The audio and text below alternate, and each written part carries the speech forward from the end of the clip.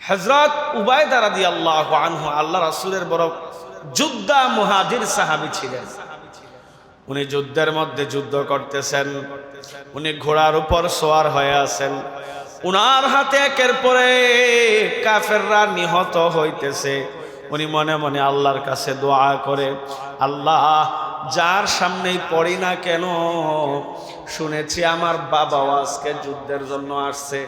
ওগো আল্লাহ, যদিও আমার বাবা কাফের, এরপরও তুমি বাপ বেটার যুদ্ধ করাইও না।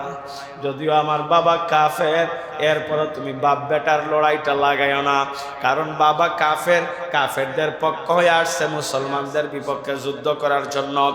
আর হযরতে উবায়দা রাদিয়াল্লাহু আনহু মুসলমানদের বড় যোদ্ধা, বড় জানবাজ যোদ্ধা উবায়দা রাদিয়াল্লাহু আনহু ঘোড়া হাঁকায়া হাঁকায়া যুদ্ধ করতেছে।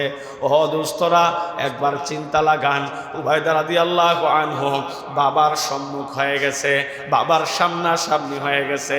বাবার সামনাসামনি হয়ে যাওয়ার পরে তার বাপ চিৎকার দিয়া ছেলেরে ব্যঙ্গাইতেছে, কিরে উবায়দা, মুসলমানদের সাথে তো চলে গেলি, আয় দেখা যাবে আজকে তোর গায়ের মধ্যে কতটুকু শক্তি আছে।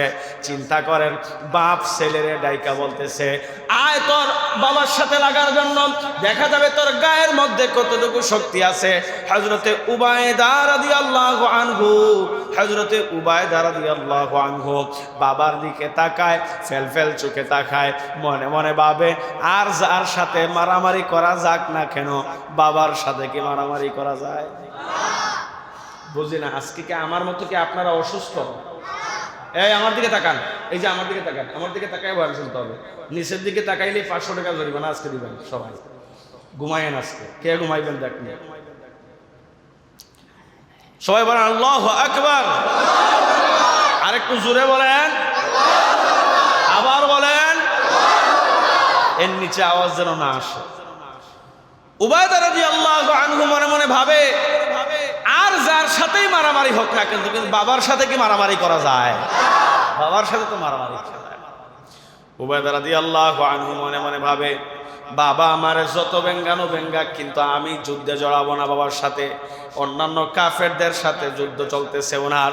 উনি যখন মুরটা গইরা সামনে গেছে, মনে মনে চলে আসছে, আহারে আমি তো আমার বাবার আহ্বান প্রত্যাখ্যান করলাম।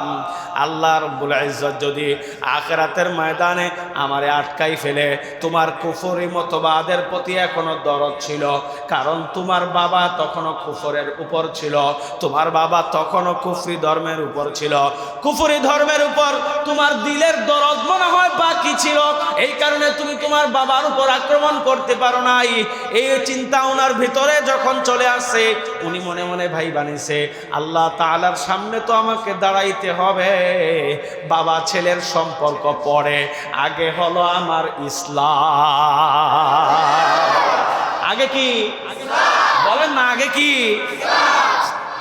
হযরত উবায়দা রাদিয়াল্লাহু আনহু মনে মনে চিন্তা করছে, বাবা ছেলের সম্পর্ক পরে, আগে হলো আমার ইসলাম, সুতরাং বাবাকে ছাইড়া দেয়া যায় না। হযরত উবায়দা রাদিয়াল্লাহু আনহু আবার ঘোড়া ফিরায় বাবার সামনে হাজির হয়ে গেছে। ঘোড়া ফিরায় বাবার সামনে যখন হাজির হয়েছে, উবায়দা রাদিয়াল্লাহু আনহু দেখেন একদম তীর ধনুক বল্লম নিয়া তার বাবা একদম যুদ্ধ সাজে আছে। ছেলে যাইতে বাবা ছেলের দ্বন্দ্ব লাইগা গেছে। ছেলে তো আর যেই সেই ছেলে না, ছেলে একদম যুদ্ধবিদ্যায় পারদর্শী এক ছেলে। আরবের মধ্যে উল্লেখযোগ্য যে কয়জন বল্লমবাজ আছে, এর মধ্যে উনার ছেলে একজন। বাবা কি আর যেই সেই যোদ্ধা, বাবাও বড় যোদ্ধা। ছেলে বাবার যুদ্ধ শুরু হয়ে গেছে। এমন যুদ্ধ, ছেলে একটা দেয়, ছেলে একটা দেয়তে বাবা ফিরায় নেয়, বাবা মারলে তো ছেলে ফিরায় নেয়। যুদ্ধ চলতেই আছে, চলতেই আছে। দীর্ঘ সময় যুদ্ধ চলার পরে তার বাবা আক্রান্ত হইয়া, উবায়দা রাদিয়াল্লাহু আনহুর বাবা আক্রান্ত হইয়া ঘোড়া থেকে পড়ে যায়, আর ওই জায়গার মধ্যে নিহত হয়ে যায়। যুদ্ধ যখন শেষ হয়, হযরতে উবায়দা রাদিয়াল্লাহু আনহু রাসূল সাল্লাল্লাহু আলাইহি ওয়াসাল্লামের কাছে আসে না, দূরে এক জায়গায় বৈশা কান্না করতেছে। আল্লাহ রাসূল সাল্লাল্লাহু আলাইহি ওয়াসাল্লাম খবর নিলেন। হযরতে আবু বকর সিদ্দিক রাদিয়াল্লাহু আনহুকে বললেন, আবু বকর যাও, আমার কয়জন সাহাবী আহত হয়েছে, কয়জন নিহত হয়েছে, আর কয়জন দুনিয়ার মধ্যে জীবিত আছে, যাও খবর লাগাও। রাসূলুল্লাহ সাল্লাল্লাহু আলাইহি ওয়াসাল্লামের কাছে আয়েশা হযরতে আবু বকর সিদ্দিক রাদিয়াল্লাহু আনহু বলেন, ওগো আল্লাহর নবী, আল্লাহ মুসলমানদেরকে বিজয় দান করেছে। কাফেরদের 70 জন কাফের নিহত হয়েছে, 70 জন বন্দী হয়েছে, আর বাকি সবাই পলায় গেছে। আর মুসলমানদের 313-র মধ্যে মাত্র 14 জন আমার আল্লাহর পেয়ারা হয়ে গেছে। মাত্র কতজন? আওয়াজ করে বলে না কতজন? বাকি যারা আছে গো আল্লাহর নবী হাতে গোনা কয়েকজন আহত হয়েছে, বাকি সবাই সুস্থ। বাকি সবাই কি সুস্থ? তো আল্লাহ রাসূলের হুট করে মনে পড়ে গেল, আমার ডান পাশে যে যুদ্ধ করছে তো উবায়দা ছিল, আমার উবায়দা কোথায়? খবর নাও তো। খবর নিয়ে দেখা যায় আর এই উবায়দা এক পাহাড়ের উপর দাঁড়ায় দাঁড়ায় কান্না করতেছে, পশ্চিম দিকে ফিরা ফিরা কান্না করতেছে। উবায়দা রাদিয়াল্লাহু আনহুর কাছে চলে গেছেন আবু বকর সিদ্দিক রাদিয়াল্লাহু আনহু, আর বলতেছেন, ভাই উবায়দা, আল্লাহ তো আমাদেরকে বিজয় দান করেছেন, তুমি কান্না করছো কেন? উবায়দা রাদিয়াল্লাহু আনহু বলেন, ও আল্লাহর নবীর সাহাবী হযরতে আবু বকর, আমি কেন কান্না করি জানো? যে বাবা আমাকে সারা জীবন পাইলা পাইলা বড় করলো, যে বাবা আমাকে খাওয়াইলো, যে বাবা কষ্ট করলো, যে বাবা আমি জন্মের পরে ইচ্ছা করলে সে মাইরা ফেলতে পারতো আমাকে, কিন্তু ওই বাবা আমাকে পাইলা বড় করে দিল, আমি ইসলাম গ্রহণ করলাম। আজকে আমার বাবা কাফের অমুসলিম ছিল, যখন যুদ্ধের ময়দানে আমরা বাপ বেটা সম্মুখ যুদ্ধে লড়াই শুরু করে দিলাম, আমার বারবার মনে পড়তেছিল আমার বাবা, আমার ছুরির আঘাতে আমার বাবা হত্যা হয়েছে, আমি আমার ছুরি দিয়া আমার বাবাকে হত্যা করেছি। হে আবু বকর, কেমনে তার সন্তানকে সহ্য করতে পারে? আবু বকর সিদ্দিক রাদিয়াল্লাহু আনহুর চোখ দিয়া টপ টপ করে পানি পড়তেছিল। আবু বকর সিদ্দিক রাদিয়াল্লাহু আনহুর চোখ দিয়া টপ টপ করে পানি পড়তেছিল। আবু বকর ধৈরা হযরত উবায়দা রাদিয়াল্লাহু আনহুকে আল্লাহ রাসূলের কাছে নিয়ে যায়। আল্লাহ রাসূলের কাছেও তুমি এই কথা বলেন। আল্লাহ রাসূল উবায়দাকে বুকের সাথে জড়ায় নেয় আর বলে, উবায়দা, তোমার বাবার থেকে উত্তম বাবা যদি তুমি পায়া যাও, তোমার বাবার থেকে উত্তম বাবা যদি তুমি পায়া যাও, তাইলে কি তোমার কষ্ট দূর হবে? বলি, ইয়া রাসূলুল্লাহ, কিরকম বাবার কথা আপনি বলেন? তো আল্লাহ রাসূল বলতেছেন, যে নবীকে সৃষ্টি না করলে আল্লাহ এই দুনিয়া সৃষ্টি করতো না, যে নবী আকায়ে নামদার তাজদারে মদিনা সরওয়ারে কায়নাত মুহাম্মদুর রাসূলুল্লাহ সাল্লাল্লাহু আলাইহি ওয়াসাল্লাম, এই নবীর বড় কোনো ছেলে নাই, এই নবীর বড় কোনো ছেলে নাই। আল্লাহ যে কয়টা ছেলে সন্তান দিয়েছিলেন বালেগ হওয়ার আগেই দুনিয়া থেকে চলে যায়। আমি নবী ওয়াদা করলাম, উবায়দা, আল্লাহর কাছে আমি তোমাকে আমার সন্তান হিসেবে পরিচয় দান করব। উবায়দাকে যখন রাসূল এই ঘোষণা দিয়েছেন, যখন এই ঘোষণা দিয়েছেন উবায়দাকে আমার রাসূল, উবায়দা তো খুশিতে ঝাপটা দিয়ে আমার রাসূলকে ধরছে, ধরে আমার রাসূলের কপালের মধ্যে চুমা খাইছে, আর রাসূলকে বলতেছে, ইয়া রাসূলুল্লাহ, আমিও আপনাকে আমার পিতা হিসেবে কবুল করলাম। যুদ্ধ শেষ হয়ে গেছে, যুদ্ধ শেষ। যুদ্ধ শেষের পরে খেলা লাগা গেছে বড়টা। যুদ্ধের মধ্যে তো মুসলমানরা বিজয় হয়েছেই, 70 জন আরবের বড় বড় নেতা ধরে নিয়ে আসছে মুসলমানরা। মক্কার 70 জন আরবের বড় বড় নেতারে ধরে নিয়ে আসছে। এখন বড় বড় নেতা যদি যুদ্ধবন্দী হয়, আপনারা ইসরায়েল এবং ফিলিস্তিনের যুদ্ধের মধ্যে দেখছেন, একজন যুদ্ধবন্দির বিনিময়ে এই ফিলিস্তিনিরা কত কিছু আদায় করে না, কথা কোন ঠিক নেই। এভাবে মুসলমানরা যুদ্ধবন্দীদের বিনিময়ে কি নেবে কাফেরদের কাছ থেকে? কারণ মুসলমানদের কাছে সম্পদ না থাকতে পারে, কাফেরদের কাছে সম্পদ আছে না নাই? জোরে বলা লাগবে, সম্পদ আছে না নাই? এখন রাসূল পরামর্শের মধ্যে বসছেন আবু বকর, উমর সহ সমস্ত বড় বড় সাহাবা আজমাইনদেরকে নিয়ে। উমর তো চেতা সাহাবী, উমর তো নরম সাহাবী না, চেতা, একদম গরম আগুনের স্ফুলিঙ্গ, একদম স্ফুলিঙ্গ আগুনের। উমর কয় কোনো কথাবার্তা নাই, সবগুলোর ধর্ম আর শরীর থেকে মাথা আলাদা করে দিন, কোনো কথাবার্তা নাই, চেতা সাহাবী ধর্ম। আবু বকর নরম সাহাবী। আবু বকর বলতেছে, ইয়া রাসূলুল্লাহ, মুসলমানরা তো বড় গরিব মানুষ, আর আরবের এই লোকগুলা তো ঘুরে ফিরে আমাদেরই আত্মীয় স্বজন, সুতরাং ইয়া রাসূলুল্লাহ, বড় অঙ্কের টাকা লইয়া লইয়া এক একজনকে সারমু আমরা, তাইলে মুসলমানদের লাভ হইব। সুবহানাল্লাহ কর না। নরম সাহাবীর সুন্দর বুদ্ধি।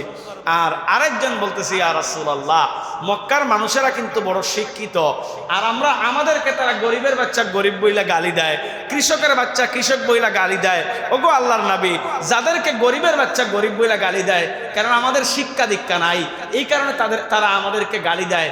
এক কাজ আমরা করতে পারি, এক একজনকে 2 বছর 3 বছর করে বন্দে রাখবো, তারা যে শিক্ষা দীক্ষা করে আছে, এই শিক্ষা দীক্ষা তারা আমগরে শিখাইব, আমগর বাচ্চাগুলোরে শিখায় শিক্ষিত বানাইয়া ছেড়ে দেব। সুবহানাল্লাহ, জোরে কইবেন না। পরামর্শ দিলেন তারা এটা। তো আল্লাহ রাসূল সাল্লাল্লাহু আলাইহি ওয়াসাল্লাম, ওমর যেরকম সেতা, ওমর রাদিয়াল্লাহু আনহুকে এক কথা কইয়া বুঝলেন, ওমর কিছুদিন এদেরকে এনে রাখি, যদি দেখা যায় এখানে থাইকায়রা রাষ্ট্রীয় কাজের উল্টাপাল্টা করে, রাষ্ট্রদ্রোহিতা করে, তাইলে এদেরকে আমরা হত্যা করে দেব। আর যারা সাধারণ বন্দী আছে, ওমর আমাদের তো মুসলমানদের কিছু টাকা পয়সা দরকার, সুতরাং আমরা এদেরকে ফিদিয়ার বিনিময়, মানে টাকার বিনিময়ে আমরা এদেরকে মুক্ত করব। আর যারা অতিরিক্ত গরিব কাফের, যারা অতিরিক্ত গরিব, টাকা দেওয়ার সামর্থ্য নাই, এদেরকে আমরা বন্দী বানায় রাখবো। 1 বছর হোক, 2 বছর হোক, 3 বছর হোক, 5 বছর হোক। শিক্ষা দীক্ষা দিতে যে সময় লাগে, এক একজনের ভাগে 10 জন 15 জন 20 জন করে করে দেব। আর এরা তোমাদেরকে শিক্ষা দীক্ষা দিব, লেখাপড়া শিখাইব তোমাদেরকে, লেখাপড়া শিখানোর পরে আমরা এদেরকে মুক্ত করব। না সুবহানাল্লাহ করার দরকার নেই, বাড়ি থেকে কই।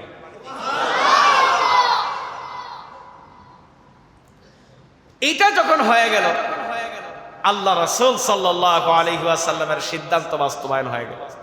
এটা বদরের যুদ্ধের মধ্যেই থাকতে, এটা যুদ্ধ শেষ হওয়ার পরেই সিদ্ধান্ত হয়েছে। এটা আল্লাহ রাসূল সাল্লাল্লাহু আলাইহি ওয়াসাল্লাম বললেন সাহাবা আজমাইনদেরকে ডাইকা, আবু বকরকে ডাইকা, আবু বকর, আমার যে সাহাবীরা শহীদ হয়েছে এদেরকে তোমরা কাফন পরাইবা না, এদের কাছ থেকে তোমরা শিরস্ত্রাণ যেগুলা, বকদানি যেগুলা আছে, বল্লম যেগুলা আছে, তরবারি যেগুলা আছে, এগুলা সরাইয়া রাখলেও তোমরা তাদের গা থেকে তাদের কাপড়গুলা খুলবা না, কারণ তাদের রক্ত মাখা জামা সহ আমি রাসূল তাদেরকে গোসল বিনা তাদেরকে দাফন করব, জানাজা করব, দাফন করব।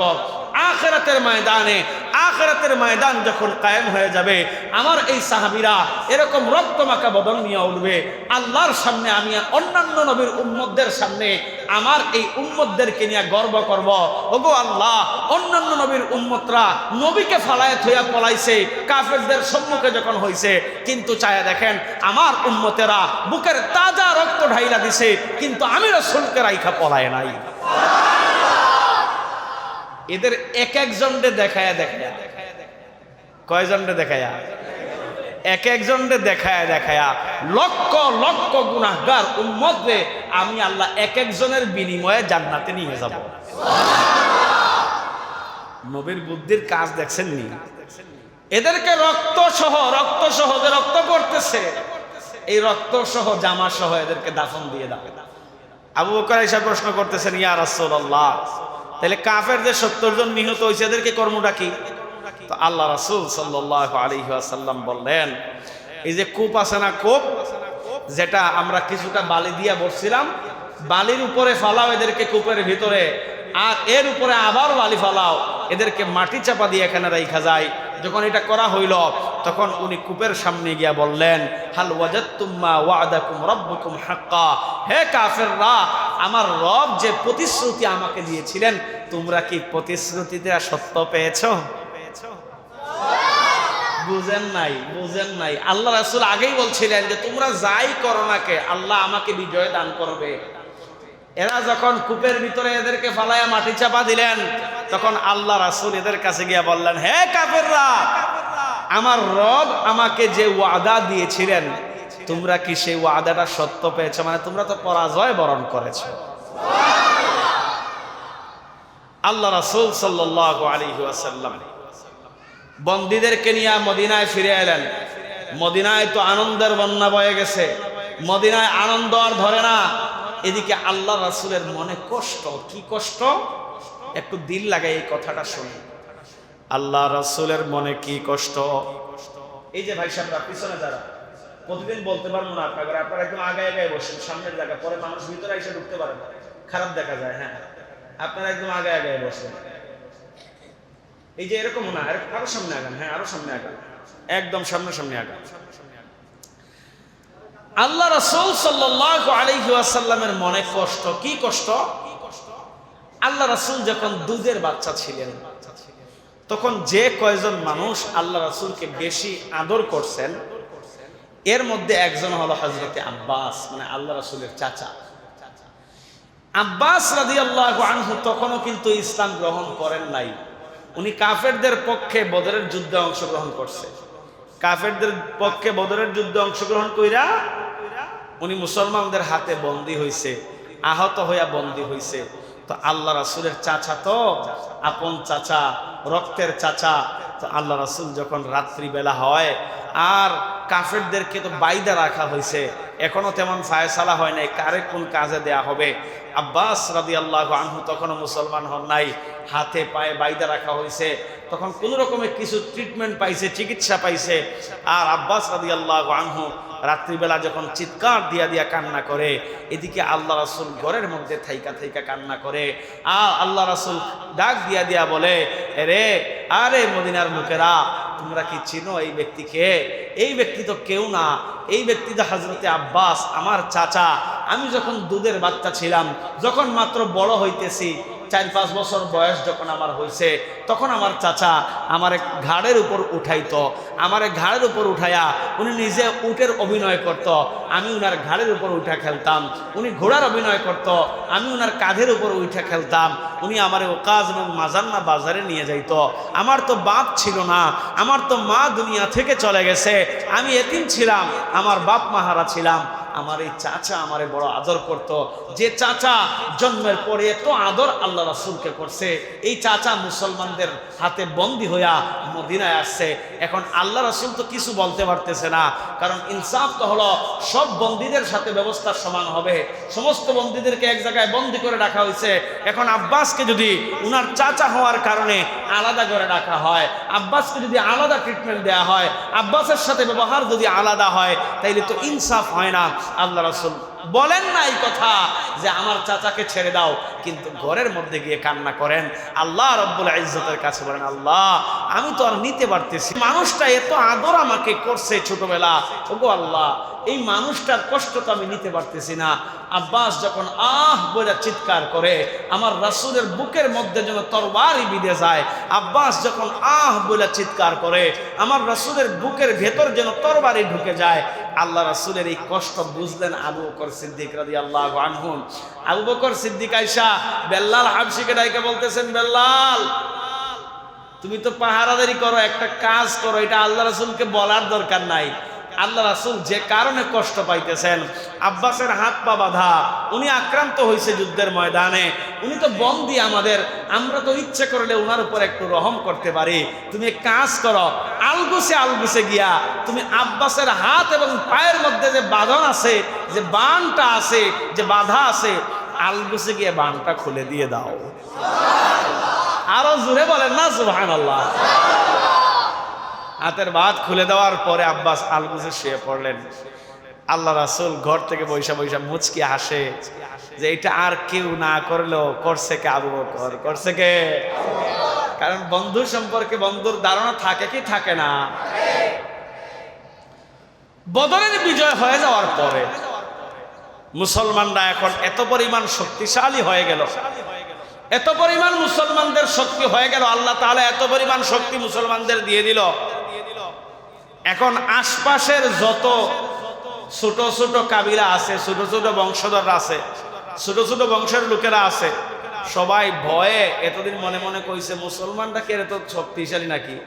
এখন যখন কাফেরদের বিপক্ষে এত বড় বিজয় মুসলমানদের হয়ে গেল, তখন ছোট ছোট যত দল আছে সবাই আইসা মুসলমানদের সাথে চুক্তি করা শুরু করল যে আমরা কোনোদিন আপনাদের সাথে লাগবো না। কেউ আইসা সরাসরি ইসলাম গ্রহণ করলো, কেউ আইসা আল্লাহ রাসূল সাল্লাল্লাহু আলাইহি ওয়াসাল্লামের কাছে ইসলাম গ্রহণ করে বায়াত গ্রহণ করলো, কেউ আইসা আল্লাহ রাসূলের শাসনকে মাইনা নিল, তার ধর্ম তার পালন করলো, কিন্তু আল্লাহ রাসূলের শাসনকে মাইনা নিল যে মুহাম্মাদুর রাসূলুল্লাহ, আমরা আপনার শাসনকে মাইনা নিলাম, আর মদিনাকে আমরা ইসলামী সালতানাতের রাজধানী হিসেবে ঘোষণা করলাম। মদিনা সালতানাতে ইসলামিয়ার রাজধানী হয়ে যায়। আল্লাহ রাসূল সেই রাজধানীর বাদশাহ, আল্লাহ রাসূল সেই রাজধানীর প্রেসিডেন্ট, মদিনার রাজধানীর প্রেসিডেন্ট আল্লাহ রাসূল। আল্লাহ রাসূল বাহিনী গুছানো শুরু করলেন। একবার তো এক ধাক্কা খায়া আল্লাহ রাসূলের মোটামুটি একটা ধারণা হয়ে গেছে যে এখন যদি বাহিনী না গুছাই, সামনের দিন যত আসবে মুসলমানদের উপর মানুষের আক্রোশ তত বাড়তে থাকবে, সুতরাং বাহিনী গুছাইতে হবে। আল্লাহ রাসূল সাল্লাল্লাহু আলাইহি ওয়াসাল্লাম ঘোষণা দিলেন, হে মদিনাবাসীরা, যারা যুদ্ধের মধ্যে ভর্তি হইতে চাও, যারা আমার বাহিনীর মধ্যে ভর্তি হইতে চাও, যারা পুলিশে, সেনাবাহিনীতে, র্যাবে ভর্তি হইতে চাইলে বিজ্ঞপ্তি দেয় কি দেয় না? আওয়াজ করে বলে না, বিজ্ঞপ্তি দেয় কি দেয় না? শিক্ষিত ছেলেদের বিজ্ঞপ্তি দেয়, যারা এসএসসি পাস করছেন, এইচএসসি পাস করছেন, ইন্টার পাস করছেন, যারা কলেজ লেভেল পার করে আসছেন, ভার্সিটি লেভেল পার করে আসছেন, আসেন আমরা তোমাদেরকে ট্রেনিং দেব, তোমাদের ফিটনেস যদি ভালো হয় তোমাদেরকে অমুক বাহিনীতে পদায়ন করা হবে। বলে কি বলে না? আল্লাহ রাসূল ঘোষণা দিয়ে দিলেন, বিজ্ঞপ্তি দিয়ে দিলেন পুরা মদিনায়। মদিনার আশপাশের এলাকাগুলোতেও বিজ্ঞপ্তি দিয়ে দিলেন, যেখানে মুসলমানদের শাসন ছড়ায় গেছে, যারা মুসলমানদের শাসন মাইনে নিছে। আল্লাহ রাসূল যখন বিজ্ঞপ্তি দিলেন, দলে দলে মানুষেরা ইসলামী সালতানাতের বাহিনীর মধ্যে যোগ দিতে থাকলো। আল্লাহ রাসূল উমর রাদিয়াল্লাহু আনহুকে সিপাহ সালার বানাইলেন, হযরতে আবু বকরকে সিপাহ সালার বানাইলেন, কমান্ডার বানাইলেন, লেফটেন্যান্ট জেনারেল বানাইলেন, বানায় বললেন তোমরা গ্রুপে গ্রুপে ভাগ হইয়া হইয়া তোমরা প্রশিক্ষণ দিতে থাকবা। যারা প্রশিক্ষণের মধ্যে পাশ করবে, যারা প্রশিক্ষণের মধ্যে উতরায়া যাবে, প্রশিক্ষণে যারা টিকে যাবে, এরাই হবে ইসলামী সালতানাতের বাহিনীর সৈনিক, এরাই হবে ইসলামী সালতানাতের বাহিনীর আগামী দিনের সৈনিক।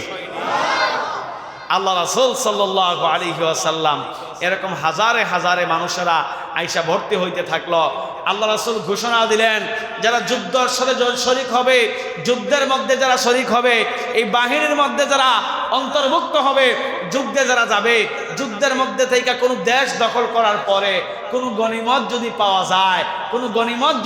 যায়, তাইলে যারা আমার সৈনিক আছে এদেরকে এই গনিমত থেকে সমানভাবে ভাগ করে তাদেরকে বেতন দেওয়া হবে।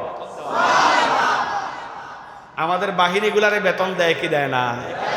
কথা কইেন, বাহিনীগুলারে বেতন দেয় কি দেয় না? কিন্তু আমাদের বাহিনীগুলা বেতনের বাইরে ঘুষ খায় কি খায় না? ধরা খাইছে এতদিন পরে। কিন্তু সাহাবায়ে আজমাইনরা বেতনের বাইরে কিছু নিছেন? নেন নাই, কিন্তু দেশটা ঠিক রাখছেন। আর আমাদের বাহিনীগুলা বেতনের বাইরে রাস্তায়, এটার নাম বলে বকশিস। এটার নাম কি? বকশিস। রাস্তায়, বিশেষ করে আমাদের ঢাকা সিলেট রোড যদি আপনি কোনোদিন সফর করেন, এটা তো একটা মরণ ফাঁদ হয়ে গেছে। 12 ঘন্টা, 14 ঘন্টা, 16 ঘন্টা জার্নি আছেই, যেখানে 4 ঘন্টার জায়গায় এখন 16 ঘন্টাও লাগে আইতে যাইতে। এরপরে মুড়ে মুড়ে পুলিশরা দাঁড়াই থাকে। পুলিশেরা কি করে জানেন? গাড়িগুলো আটকায়া, বিশেষ করে এই রুটে তো ট্রাক চলে বেশি, এখন ট্রাকের কাছে কামাই বেশি, কারণ বোলাগঞ্জ থেকে, জাফলং থেকে মাল নিয়ে ঢাকায় ঢুকে ওরা ইট, বালি, পাথর, বিভিন্ন সিলেকশন বালি, বিভিন্ন জিনিস নিয়ে আসে ওরা সিলেট থেকে। আটকায়, গাড়ির কাগজ দেখা, সব গাড়ির কাগজ তো আর সমান না, কাগজ না থাকলে মামলা দিবি, কয় বকশিস দে, সামনে আগা। নাউজুবিল্লাহ কইবেন না? বকশিস দে, সামনে। এখন ড্রাইভাররাও চিন্তা ফেলছে, কত বেশি লাগে না, 200 লাগে। কত? যেখানে আটকায় লাগে কত? যেখানে আটকায় লাগে কত? সিলেট থেকে 200 করে দেওয়া শুরু করে, ঢাকা আইতে আইতে তার 2000 শেষ। না কাগজ, না লাইসেন্স, না কিচ্ছু। চলতেছে কি চলতেছে না? আল্লাহ আমাদের হেফাজত করুক, আমিন কন। এই হলো দেশের হালাত, আমাদের বাহিনীর হালাত। আমাদের বাহিনীগুলো এত পরিমাণ খারাপ হয়েছে, আমাদের বাহিনীগুলো এত পরিমাণ খারাপ হয়েছে, আমাদের বাহিনীগুলা এখন সিঙ্গারার দামে তারা ইন্টারেস্ট খায়। কিভাবে? আমাদের স্যার কয়দিন আগে পত্রিকায় বের হয়েছিল না একটা, আমাদের স্যার ঘুষ খায় না তো সিঙ্গারা খায়। এখন দুদকের আশ্চর্য হয়েছে, কি রে কেমন ঘুষ এটা, যে ঘুষ খায় না সরাসরি কিন্তু সিঙ্গারা ঘুষ খায়, এটা আবার কেমন ঘুষ?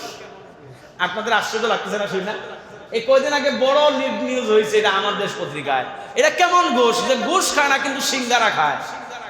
এখন একজন আরেক বাহিনীর লোক, যারা ধরবো এগুলা, আরেক বাহিনীর লোক বা সংবাদকর্মী, তারা গেছে এটা উদ্ঘাটন করার জন্য, কিভাবে যে সে সিঙ্গারা ঘুষ খায় এটা দেখার জন্য।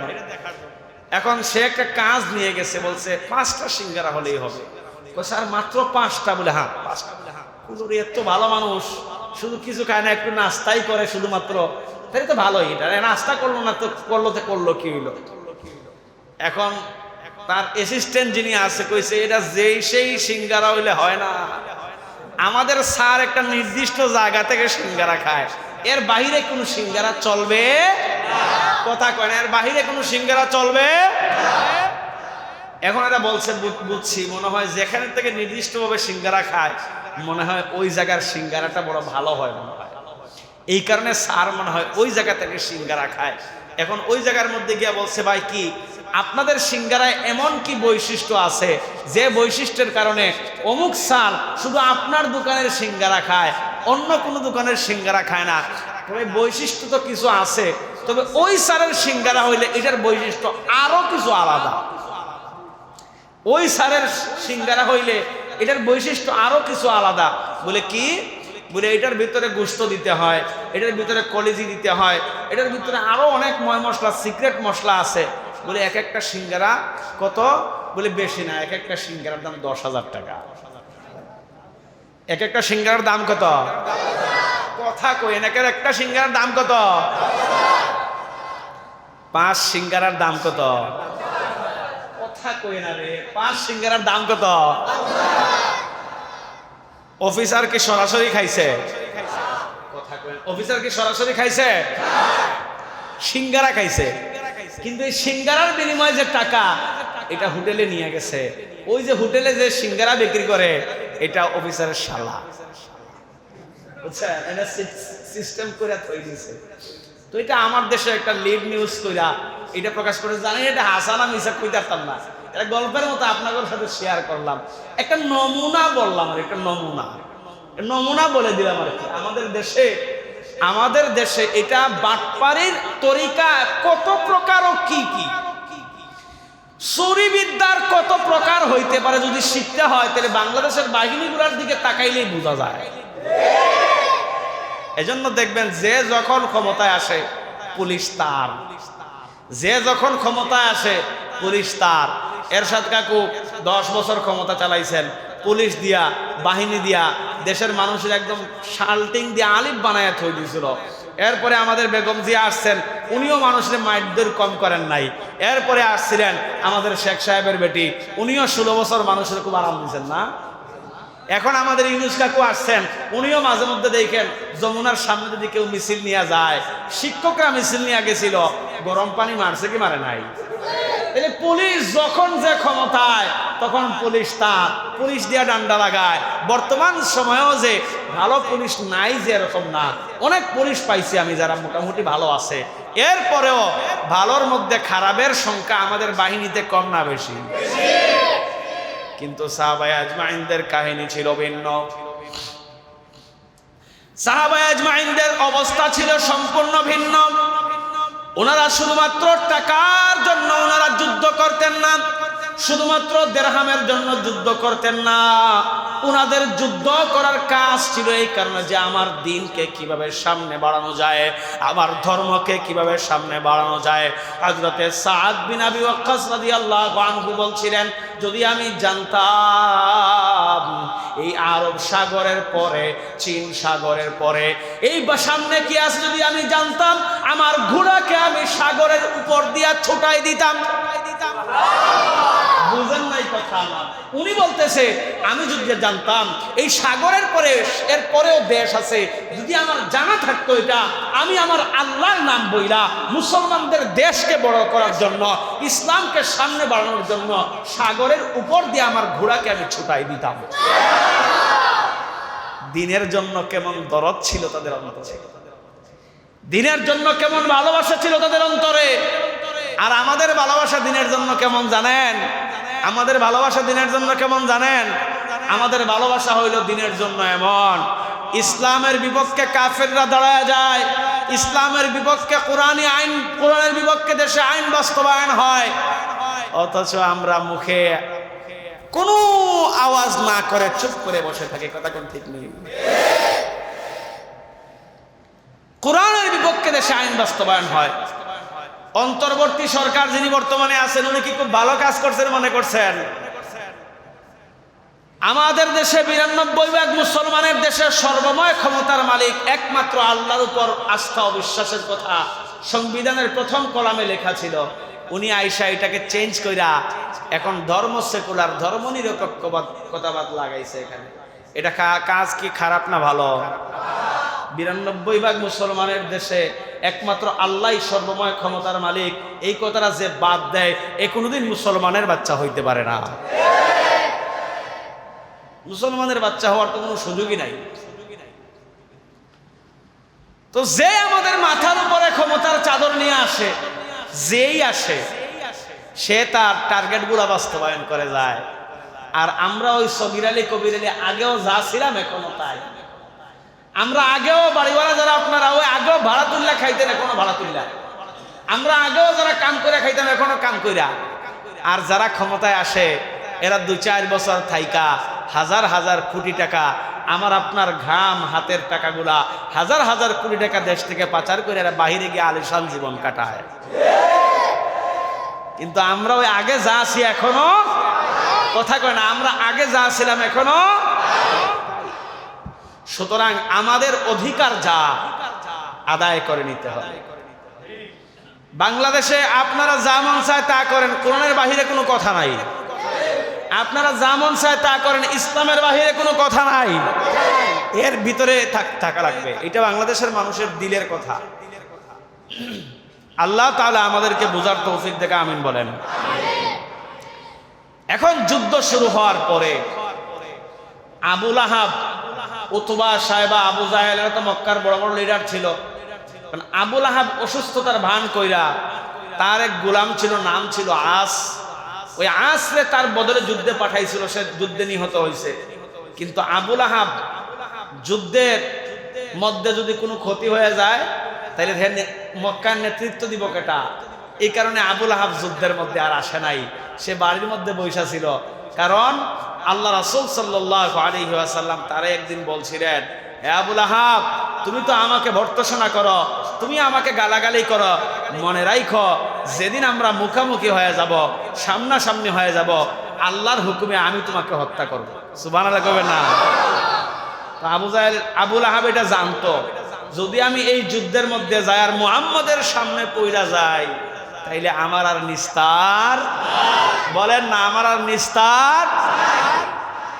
এখন তো যখন মক্কায় খবর পৌঁছাইছে তোমাদের ৭০ জন নেতা আবু জাহেল সহ শেষ বদরের প্রান্তরে হত্যা হয়ে গেছে, হত্যা করা হয়েছে, তোমাদের ৭০ জনকে বন্দী করে নিয়ে যাওয়া হয়েছে, বাকি সবাই যুদ্ধের ময়দান থেকে পলায়ন করছে।